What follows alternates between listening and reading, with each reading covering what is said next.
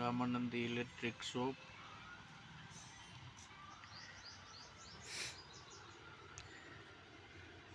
જોઈ લ્યો મિત્રો, હું ફરી આવી ગયો છું તમારી સમક્ષ એક નવો કોન્ટેન્ટ લઈને સ્વિચ બોર્ડનો. જોઈ શકો છો મિત્રો તમે, આ આપણા શોપ ઉપર બનાવવામાં આવે છે હોલસેલમાં સ્વિચ બોર્ડ.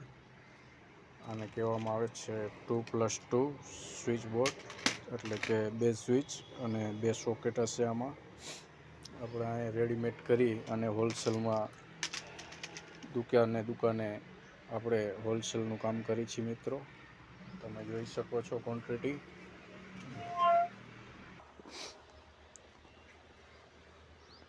પ્લસ તમે જોઈ શકો છો મિત્રો કે આ આપણે એમાં બધામાં વાયરિંગ કમ્પ્લીટ કરી નાખેલ છે.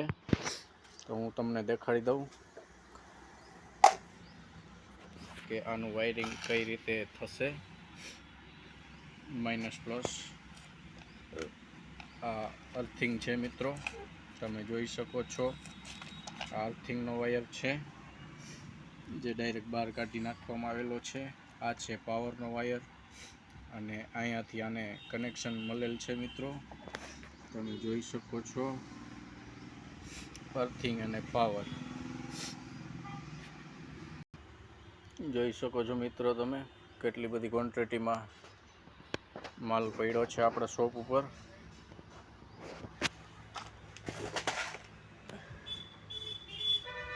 આ બધા જ લાકડાના બોર્ડ છે મિત્રો, તમે જોઈ શકો છો. આમાં 4 સ્ક્રૂ ઉપર લગાવી દઉં એટલે આ કમ્પ્લીટ થઈ જશે. આ લાકડાની બોડીમાં છે. અહીંયા 2 હોલ કરેલ છે જેથી કરીને આને દિવાલમાં તમે સ્ક્રૂ મારી શકો. પ્લસ આલી સાઈડ છે મિત્રો, આ બધા છે પ્લાસ્ટિકના ફાઈબરના બોર્ડ. જોઈ લ્યો મિત્રો, પ્લાસ્ટિકના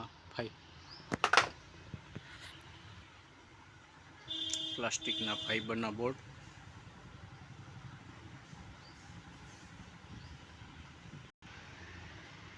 જોઈ લ્યો મિત્રો કેટલા સરસ અને સુંદર લાગે છે.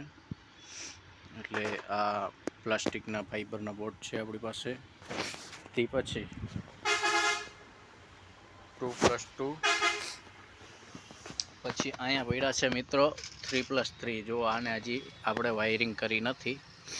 આ આપણી પાસે 3.3 બોર્ડ બનાવવાના ચાલુ છે, એટલે કે 3 સોકેટ 3 સ્વિચ પ્લસ 4+4ની પણ ક્વોન્ટિટી પડી છે મિત્રો. આમાં પણ વાયરિંગ બાકી છે, તમે જોઈ શકો છો.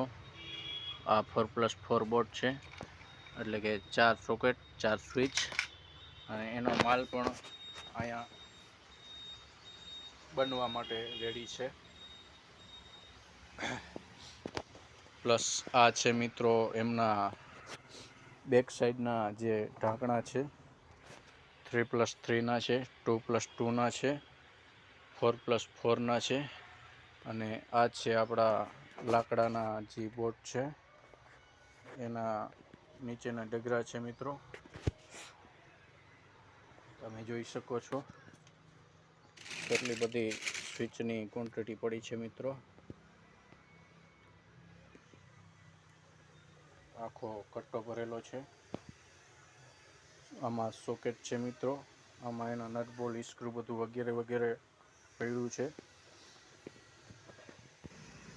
પ્લસ જે પણ મિત્રોને આ બોર્ડનું સ્વિચકામનું ભરાઈ કામ કરવું હોય તો એને આ એક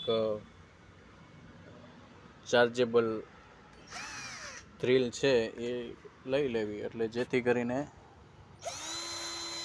એને કામકાજમાં સરળ રહે અને સ્પીડ એની વધી જાય મિત્રો. જોઈ શકો છો આ એના નટ બોલ્ટ સ્ક્રૂ પડ્યા છે મિત્રો.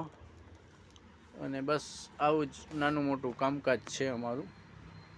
તો આમનામ અમારા વિડીયોને જોતા રહેજો, લાઈક કરજો, શેર કરજો અને ખાસ કરીને સબસ્ક્રાઈબ કરજો મિત્રો, જેથી કરીને અમને સપોર્ટ મળે આવા અન્ય નવા વિડીયો બનાવવાનો. જય શ્રી રામ, જય હિન્દ, જય ભારત.